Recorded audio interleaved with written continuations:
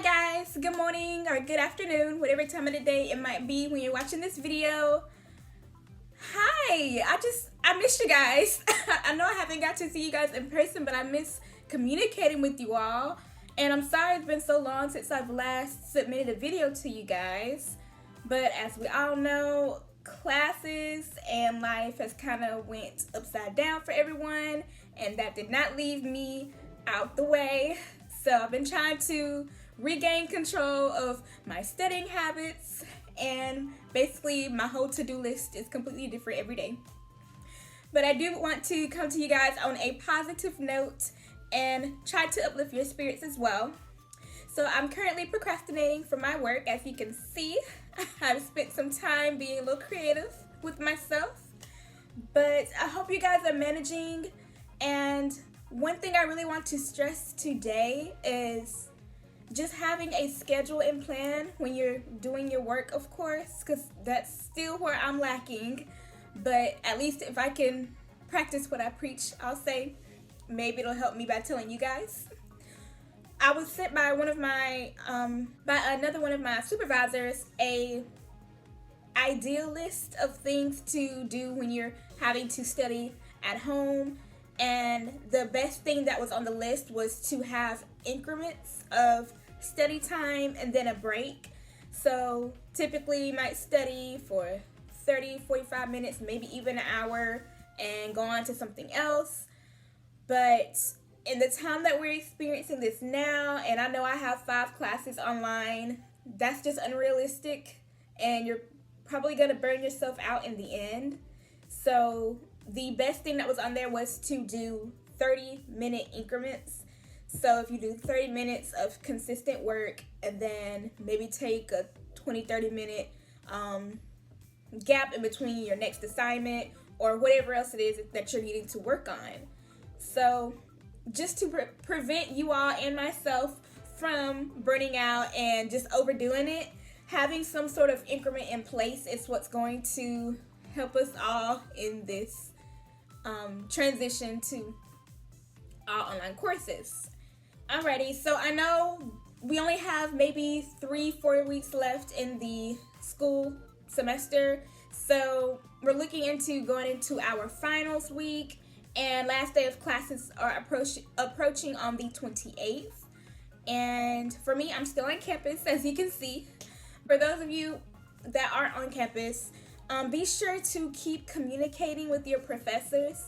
I've found that to be my best strategy throughout my whole academic career. Even now, I continue to email my professor, even if it's just the smallest thing, and it's probably, not that big a deal for him to respond to or her to respond to. But it's the simple fact that I'm making him aware that if I'm having trouble with something, or if I know this is due and I'm finding myself in a bind. So that is the biggest thing, is to just keep that line of communication open with your professors at this time. This even more so importantly now than when we were in in-person classes, because if they're not getting any, whether it's you're missing work or you just, alright, I'll just go ahead and say it. I have been the person who missed some due dates with online classes, which is why I don't do online classes. But if you're anything like me, you need to write your things down somewhere that you can see them.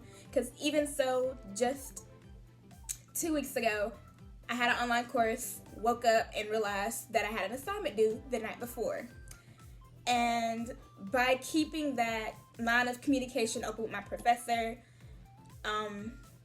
he was able to extend the due date, which, that's not always gonna happen. I was just frankly blessed. But there were other people that needed more time on the assignment as well. So that's why I'm saying to make sure you just let them know that you are trying, and that if it begins to be too much or it's overwhelming for them too, because I'm sure they didn't plan to do these classes online, and some professors are teaching 2 or 3 classes at a time. So you can only imagine having to convert all of that to online assignments. So with that being said, we try to give each other a little grace here and there. yeah, those are my main 2 points for today. It's really to just have those increments of study time and leisure time. And if you are somewhere that you can step out and get some fresh air, by all means, do not lose your sanity behind these four walls. And just keeping that line of communication open with your professors. I cannot stress that enough.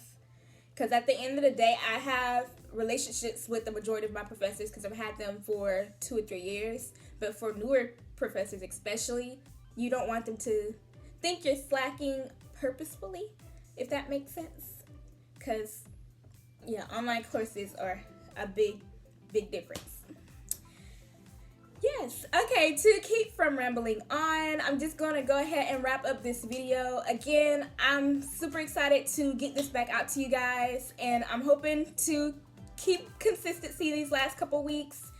And again, I'll be graduating in May, you guys, so I'll be back in August for my actual graduation ceremony.